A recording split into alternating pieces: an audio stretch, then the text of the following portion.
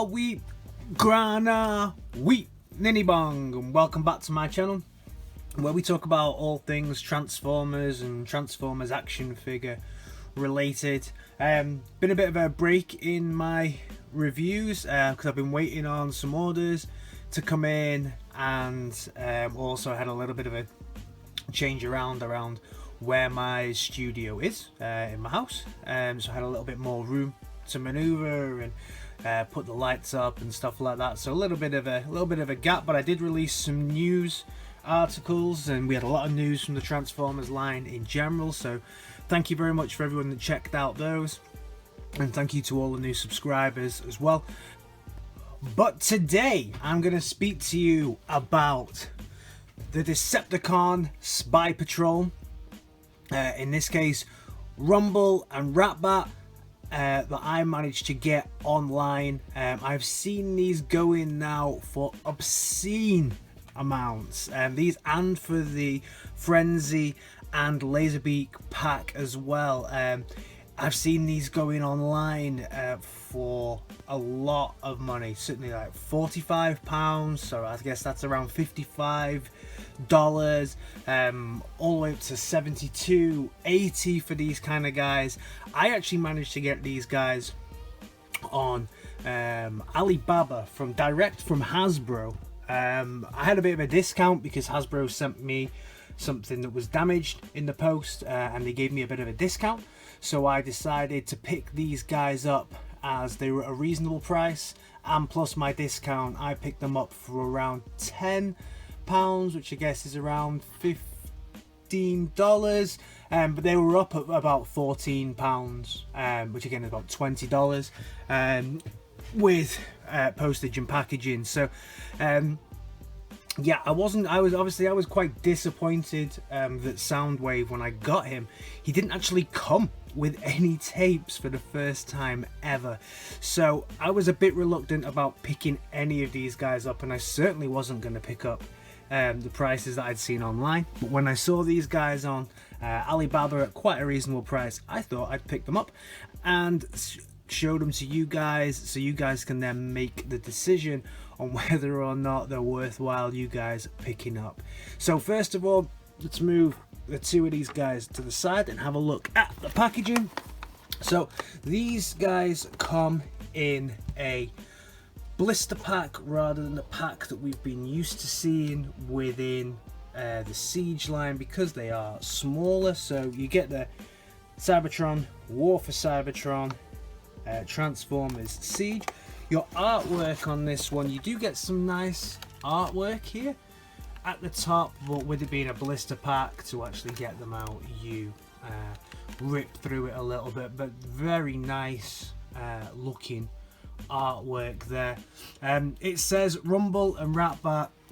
I'm of the mind that this is Frenzy. Red is Frenzy, blue is Rumble. That's the way I look at things. So if I start calling him Rumble during this instead of Frenzy, this is why.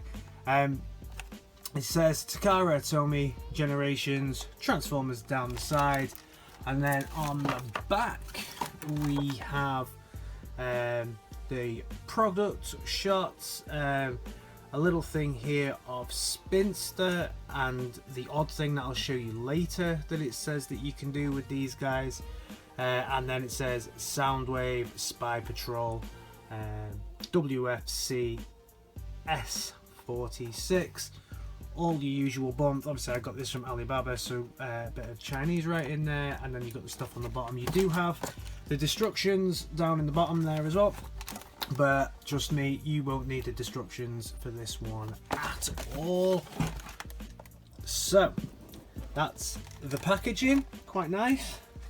Shame it's a blister pack and I've had to destroy it. So then on to the main event. So these are the tapes themselves. So one side, yeah, it's a kind of disc tapey tape shape, and then on the other side you've got the robot itself, all stashed away there, and it's pretty much the same job on this one. Ratbat, nice purple, the way you'd expect Ratbat. Flip him over, and you can see the way that Ratbat is nicely tucked away there. Now let's bring out their Lord and Master. So their Lord and Master Soundwave here. Just rejig my camera a little. So with their Lord and Master Soundwave, of course the idea of these is that they fit in to the chest on Soundwave, which they do, but it is not, you see, it's not a very easy fit. It is very snug for these. Oh, and Ratbat, yeah, there we go. So it's a very snug fit. You can see they do fit in. That looks pretty cool with the purple there, and he does kind of open. Ratbat fits in just about. That's the first time I've actually put Ratbat in. Frenzy fits in a little better than Ratbat because he's not got all the sticky bits out. And he just fits in, and then this opens up again. So yeah, they do both fit in the chest, and then they just slide out. Obviously his chest see-through, so you can see whoever's in there. Something that they do, according to the box, and I'm not sure why you'd want them to do this, is they do fit into weaponizer ports on the side. So as well as storing them in his chest, he can have them. Now this one, my Ratbat doesn't appear to fit in. I was trying to do this before, and his peg that they sent me seems to be a little bit too big for the weaponizer hole in general, so I may need to, yeah, I might need to shave, yeah, I'm going to need to shave a little bit off this this peg here, because it just seems a little bit too big to actually go into any of the weaponizer holes, so that's a bit sad. But you can see the way that they go there on a kind of an arm shield type thing, which is a bit odd, to say the least. But it's something you can do if you want to do it. I'm not sure why they do it, but they do it. Then we get to the transformation. So first of all, let's do Frenzy, as he's in my hand. So with Frenzy, very simple transformation. The first thing you're going to do is pull the legs out, and then turn the legs around, and then the arms, they just come down like so, and they come down like so, and there he is, Frenzy. Yep. And all of his standing up issues. Yeah, we bring the camera down now because he's a little fella. So there he is. Pretty nice sculpt, just for the main line. A little bit odd. His hands have little knobs on them, and I'm not sure what they're supposed to do. So if you know in the comments, please let me know. All I can see that they do is pretty much you can stick the flamey bits on his hands, like so, and he can just draw like that, or just stand there like like so, like flaming out to the side. But I've not seen anything else. They're too small to fit into weaponizer holes, so he can't like hang off things. So yeah, I'm not sure. They're the same size as the end of guns, so yeah, I'm not sure exactly what they're supposed to fit into. Head sculpt on this guy is not bad. It's a nice looking one. They could have given him some colour maybe on his eyes. It is just painted silver. The chest is, I think this is painted, or it's certainly thingied on. It's not exactly a sticker. Then you've got the gold paint, and then some paint on the legs. red paint on the arms as well. Mine does have quite a lot of things saying where it was made and Tomy and stuff on the sides. The articulation on this guy, you've got arms, you've got a head, 360 swivel on this guy, arms, hands move about a little bit as well, and you've got some leg articulation here. Posability, can he do a high kick? For balance, can he do, yeah, he can do a little bit of a high kick there, so that's pretty cool. But yeah, he's pretty posable for such a small guy. Obviously more than a Titan Master, but less than a mainline or a deluxe size, should we say. So yeah, not a bad little guy there. There's no hip rotation or anything, and we can just put him up against his masterpiece. So this is my KO masterpiece, but you can see the size difference there between him and the Siege version there. So he's a lot smaller than his masterpiece, even though mine is the KO masterpiece version. There's a big size difference. And then we move on to Ratbat. Ratbat, exactly the same, very different, very easy to transform. 1, 2, 3. Bring the head down here so that his head comes forwards.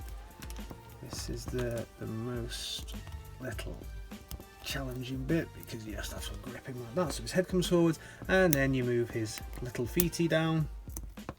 And there we go. You have yourself a little Ratbat. And there he is, little Ratbat. If we have a look at Ratbat articulate face first, have a look at his head sculpt. Nice little head sculpt. Some nice sculpting actually on the inside of this guy, and some nice silver paint. There's no battle damage on either of these. Again, you've got the Decepticon logo there in the middle.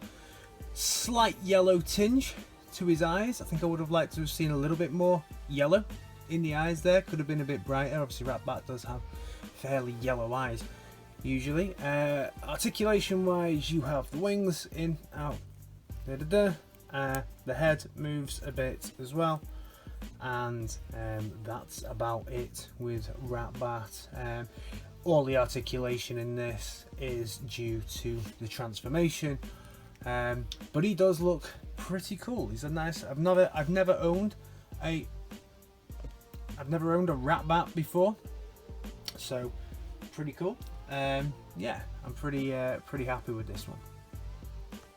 So now let's take a little look at them with their Lord and Master. So Ratbat, yeah, he can sit kind of up here on the shoulder of Soundwave, like so. Looks pretty cool there. Rumble can just stand around as well, and then obviously with my Rumble, if you really want to, he can kind of attach onto the side of Soundwave's arm here. I'm not sure why you'd want to do that, so you can carry him around a little bit like that. On the arm, you can always have Ratbat. You have to kind of position the wings properly, because the wings are what kind of keep the guy a little bit more stable, so you can have him kind of sit on the arm just like that. So yeah, they can pose quite a lot with Soundwave. You can have them in multiple locations on his body. Okay, so you can, there we go. So nobody calls Soundwave unchrasmatic. There we go. So that's looking pretty cool. So you can kind of have them positioned with him together, and they all look pretty dope. So on to whether or not I think these guys are worth the money. First of all, I have said this before, I'm very disappointed that Hasbro did not release Soundwave with any of the tapes. Are these guys worth £15? I'm not sure. I'm not even sure if they'd be worth... I probably wouldn't pay £15 for the Laserbeak and the... who else is it? Laserbeak and Rumble. I just wouldn't pay that.